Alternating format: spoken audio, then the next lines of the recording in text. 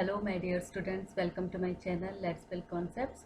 आप सभी का स्वागत है अपने YouTube channel let's build concepts पर। आज हम टुडेज करंट अफेयर्स सीरीज में डिस्कस करने वाले हैं 29 जुलाई की करंट अफेयर्स। सो अभी तक जिसने भी चैनल को सब्सक्राइब नहीं किया वो चैनल को सब्सक्राइब कर लें। और चलिए क्वेश्चंस करते हैं। Our first question is, which state has signed MOU with Telangana Srinidhi Credit Cooperative Federation to set up all women run cooperative bank? देखिए क्वेश्चन क्या कह रहा है। क्वेश्चन में पूछ रहा है कि, और ये बहुत ही इंपॉर्टेंट क्वेश्चन है। आई थिंक आज के सभी क्वेश्चंस में से सबसे ज़्यादा इंपॉर्टेंट क्वेश्चन होने वाला है ये। तो ये कह रहा है कि किस राज्य ने एक समझौता साइन किया है किसके साथ? तेलंगाना की श्रीनिधि क्रेडिट कोऑपरेटिव फेडरेशन, ये एक ऑर्गेनाइजेशन है, उसके साथ कौन से राज्य ने एक समझौता साइन किया है किसके लिए भाई? To set up all women run, मतलब महिलाओं द्वारा, पूरी तरह से महिलाओं द्वारा संचालित, वीमेन रन महिलाओं द्वारा संचालित कोऑपरेटिव बैंक, एक सहकारी बैंक, मतलब एक ऐसा सहकारी बैंक जो कि पूरी तरह से महिलाएं उसको संचालित करेंगी, उसको चलाएंगी। उसके लिए कौन से राज्य ने तेलंगाना के श्रीनिधि क्रेडिट कोऑपरेटिव फेडरेशन के साथ एक समझौता साइन किया है? तो कौन सा राज्य है भाई? ये राज्य है राजस्थान। कौन सा राज्य है? राजस्थान। ठीक है, राजस्थान में देश का पहला ऐसा बैंक बनेगा जो कि पूरी तरह से वीमेन रन कोऑपरेटिव बैंक होगा। ये कोऑपरेटिव बैंक होगा एक। ठीक है, चलिए ये बहुत ही इंपॉर्टेंट क्वेश्चन है आई थिंक सभी क्वेश्चंस में से आज के। चलिए next question is, which nation will host ICC women's ODI world cup 2025? कौन सा देश ICC women's ODI world cup 2025 की मेजबानी करेगा? तो कौन सा देश होगा भाई? वो इंडिया होगा। कहाँ पर होंगे ICC women's ODI world cup 2025? India. ठीक है, 2025 में इंडिया में होंगे। ठीक है, और आप यहाँ से पता कर सकते हैं आईसीसी का हेडक्वार्टर कहाँ है? दुबई है।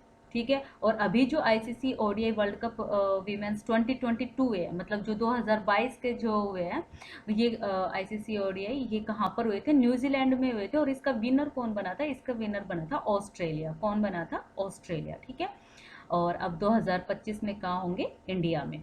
चलिए, our next question is, who has launched the Bal Raksha mobile app at the All India Institute of Ayurveda? जो अखिल भारतीय आयुर्वेदा संस्थान है वहाँ पर किसने, मतलब किसने बाल रक्षा मोबाइल ऐप को लॉन्च किया है? ठीक है, तो ये बाल रक्षा मोबाइल ऐप को किसने लॉन्च किया है भाई? सर्बानंद सोनोवाल। किसने किया है? सर्बानंद सोनोवाल, जो कि पहले आसाम के सीएम रह चुके हैं, और अब ये क्या है? अब ये आयुर्वेदा मिनिस्टर है, आयुष मिनिस्टर है ये। ठीक है, क्योंकि आपको पता है all India institute of Ayurveda के जो आयुष मिनिस्टर है वो सर्बानंद सोनोवाल है, और इन्होंने ही बाल रक्षा मोबाइल ऐप को लॉन्च किया है। और जो all India institute of Ayurveda का जो हेडक्वार्टर है वो न्यू दिल्ली में है, तो इन्होंने न्यू दिल्ली में ही बाल रक्षा मोबाइल ऐप को लॉन्च किया है। ठीक है, चलिए, और next question is, which countries crown prince has unveiled a futuristic eco city जिसका नाम है नियोम? ठीक है, ये कौन से देश के क्राउन प्रिंस ने क्या किसका अनावरण किया है भाई? अनवेल मीन्स अनावरण किया है एक futuristic eco city, futuristic eco city जिसका नाम क्या है? नियोम। मतलब फ्यूचरिस्टिक इको सिटी का यहाँ से क्या मतलब है कि यहाँ पर एक ऐसा एक सिटी बनने जा रहा है जो कि बिल्कुल इको फ्रेंडली होगा, मतलब जहाँ पर कोई पॉल्यूशन नहीं होगा, ना कोई कार होगी, ना कोई रोड होगा, ना कोई पॉल्यूशन होगा, मतलब जीरो कार्बन एमिशन होगा। ठीक है, तो ये पूरी दुनिया का पहला ऐसा सिटी बनेगा, ऐसा इको सिटी बनेगा। ठीक है, तो ये कौन से देश के क्राउन प्रिंस ने किया भाई? Saudi Arabia. ठीक है, सऊदी अरबिया के क्राउन प्रिंस ने किया, जिनका नाम क्या है? मोहम्मद बिन सलमान। मोहम्मद बिन सलमान, जो कि सऊदी अरेबिया कंट्री के क्राउन प्रिंस है, उन्होंने नियोम नाम से सिटी का अनावरण किया है। ठीक है, तो यहाँ पर बिल्कुल no pollution, zero carbon emission होगा इस सिटी में। तो ये अपनी तरह का दुनिया का सबसे पहला ऐसा सिटी बनेगा। चलिए, और next question is, which state government has announce to take steps to ensure every citizen fully digitally literate? ऐसा कौन सी राज्य सरकार ने किसकी घोषणा की है भाई, कि जो एवरी सिटीजन, जो प्रत्येक जो नागरिक है उस राज्य का, वो क्या हो, पूरी तरह से डिजिटली शिक्षित हो, साक्षर हो। मतलब जैसे पहले क्या होता था कि हमारे इंडिया में पहले से ही काफ़ी, आपको पता है, पूरी तरह से 100% लिटरेसी नहीं है। लेकिन केरला कौन सा केरला एक ऐसा स्टेट है जो कि 100% लिटरेट है। हमारे कंट्री में केरला एक ऐसा स्टेट है जो कि 100% लिटरेट है।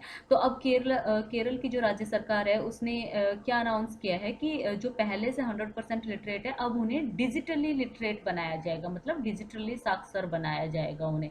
कि वो आपको पता है अभी बहुत ही टेक्नोलॉजी आ गई है, और तो इसी वजह से लोगों को डिजिटली उनके बारे में साक्षर किया जाएगा, जागरूक किया जाएगा केरला राज्य में।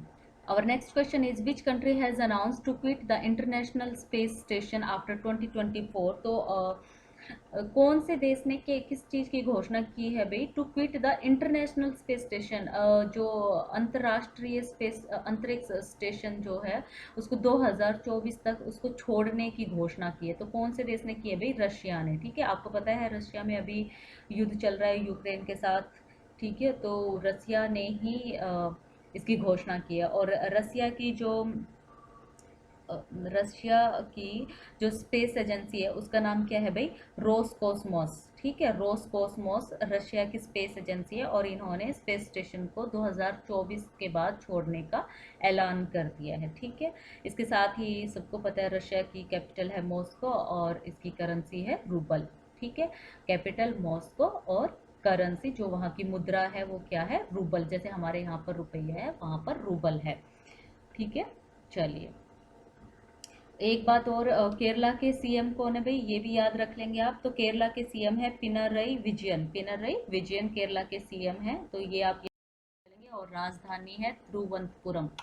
ठीक है, चलिए ये रिकॉल करवा दिया है मैंने एक बार फिर से आपको।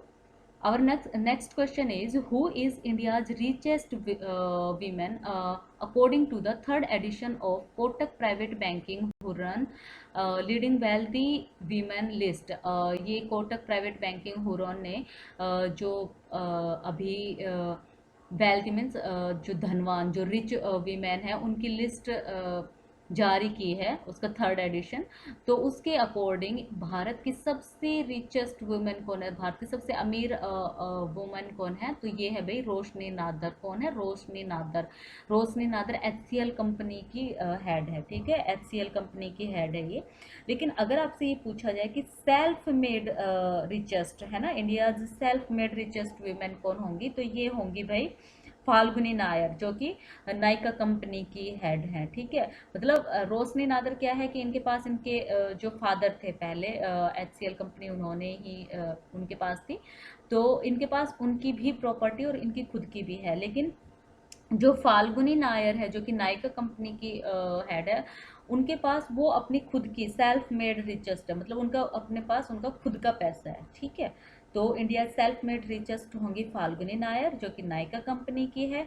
और वैसे अगर इंडिया रिचेस्ट वुमेन देखें तो ये रोशनी नादर है, जिनके पास इनका खुद का भी है और इनकी फैमिली का भी पैसा है, प्रॉपर्टी है। ठीक है, उस हिसाब से रोशनी नादर जो कि HCL की हेड है। चलिए our next question is which are emblem features in the 36th national games 2022 to be held in Gujarat. Gujarat में जो 2022 में नेशनल गेम्स हो रहे हैं, 36वें नेशनल गेम्स हो रहे हैं, इनमें कौन से प्रतीक चिन्ह होंगे। ठीक है, इन गेम्स के लिए कौन से प्रतीक चिन्ह यूज किए जाएंगे, तो ये होंगे भाई स्टैचू ऑफ यूनिटी। आपको पता है statue of unity Sardar Vallabh भाई पटेल का स्टैचू है, और ये कहाँ पर है, एकता नगर गुजरात में। और एंड एशियाटिक लॉयन, जो एशिया के जो लॉयन है जो कि ग्री के वन में पाए जाते हैं, ये क्या होंगे 36th नेशनल गेम्स के प्रतीक चिन्ह होंगे। ठीक है, जो कि गुजरात में खेले जाएंगे अभी। Our next question is in which country the Shanghai Cooperation Organization Council of Foreign Ministers meeting held।